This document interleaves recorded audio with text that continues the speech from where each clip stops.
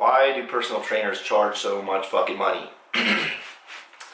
Why are our rates so unaffordable, so expensive? This is stuff we get a lot. First of all, I just want to say it's kind of an insult to tell somebody that their service or their product is overpriced or expensive if it's if it's what they put their heart and soul into to teach people or to provide to people. Maybe try using some verbiage such as "not in my budget" next time. So I want to go over the rates that personal trainers charge, kind of break down some things, possibly give you guys a little bit better of an idea of why we charge what we charge. So doing a quick Google search, I found that the average rate is $50 to $60 for an hour's training session. That sounds about right because most people I know do in fact charge that much. Now, if you add it up and you want to train 8 to 12 times a month or 2 to 3 times a week, that's typically in the $400 to $700 price range. Yes, not super inexpensive, but one thing you have to remember is that you're investing into yourself. This is for your health, this is for your own good. If everybody could do it, nobody would be hiring personal trainers. So there's a reason people pay this money for their personal trainers. So what I'm going to do right now is I'm going to go over the higher price, the $60 an hour price range, break it down a little bit, do some math, show you guys what that really translates into. So if you're working 40 hours a week as a personal trainer, 8 sessions a day, which by the way is an incredibly high amount of sessions to train in one day. You're on your feet a lot, you're moving weight a lot, working 8 hours a day as a personal trainer is not super practical. You'd be making $9,600 a month. 8 hours a day, every single day for a month. After that $9,600 a month, let's take out 30% for taxes. That puts us at $6,720 a month.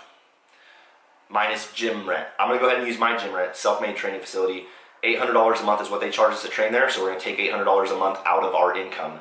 That puts us at $5,920. And then I'm gonna go ahead and also subtract my son's childcare because without him going to childcare, I can't train full time. I can't train at all. So my total after charging $60 an hour is $4,720 a month. That's nearly cut in half from the original price. So just doing simple math, I'm now no longer making $60 an hour what I'm charging. I'm actually making more, about $30 an hour. Actually doing the math, it comes out to $29.50. $29.50 an hour. Pretty good income, but it's not like we're rolling around in money making 60 bucks an hour training people all day. Another thing you need to keep in mind when talking about personal trainers is, like I said, that is based off an 8 hour a day workload for 30 days a month.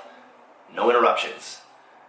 What you don't know is filling your schedule to work 8 hours a day while extremely hard and taxing on the body and on the mind is very challenging to do because most people like to train between 5 and 7 a.m.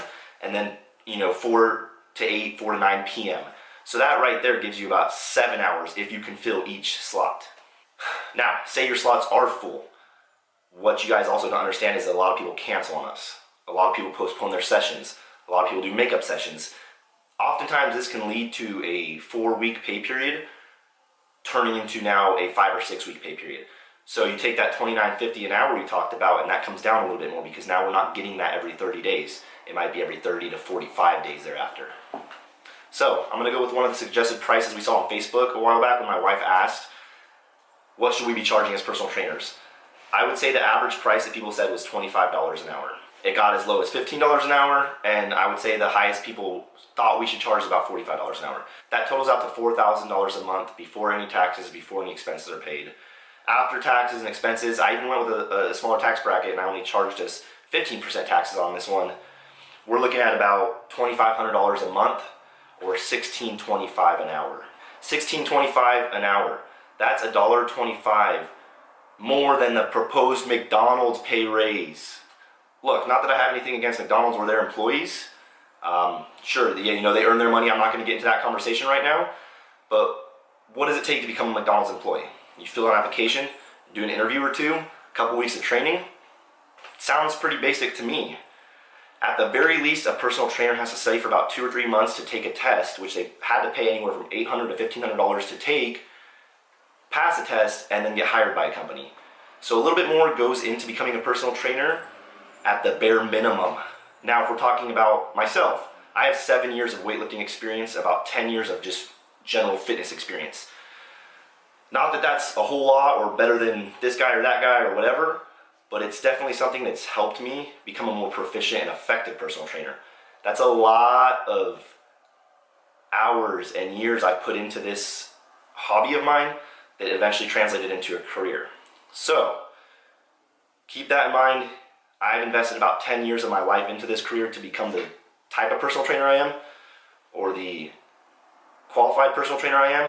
And some of you are expecting me to make $1.25 more than a McDonald's employee.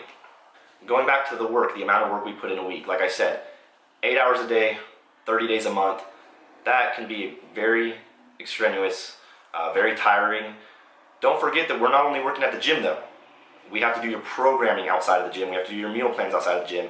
Everything that goes into your program is done at home. So when we're working for you 1 hour at a time in the gym, you can probably take about half that accumulated time. So if you're doing 12 hours a month with us, 5 or 6 of those hours at home are going into your programming too. So you're not just buying 12 hours out of our time. You're really buying about 1.5 times that much. The clients who want to try to get the cheapest rates out of me are more often than not the ones who don't end up seeing results, and they're the ones who don't end up taking it as seriously. I'm not saying this goes for everybody, but typically when a client comes to me and finances are their main priority in this, they don't necessarily even finish their training sessions all the time.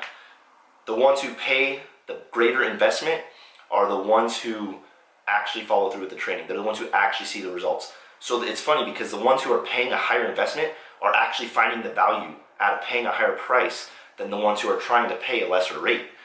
So if you want to take personal training serious, if you want to take the results you're going to be getting serious, invest a little. Don't be afraid to invest in yourself. That being said, hey, this wasn't directed at anybody in particular. If a personal trainer tells you what their rates are, try not to tell them they're overpriced or they're too expensive. It's kind of an insult. Keep in mind that we have lives too. We have children. We have bills to pay. Just because we're charging $60 an hour doesn't mean we're rolling around in $60 an hour worth of money. And hey, if it's important enough to you, you will invest in it. If it's not, YouTube, Google, bodybuilding.com, there's other ways of getting the knowledge. You're paying for a luxury. Thank you very much.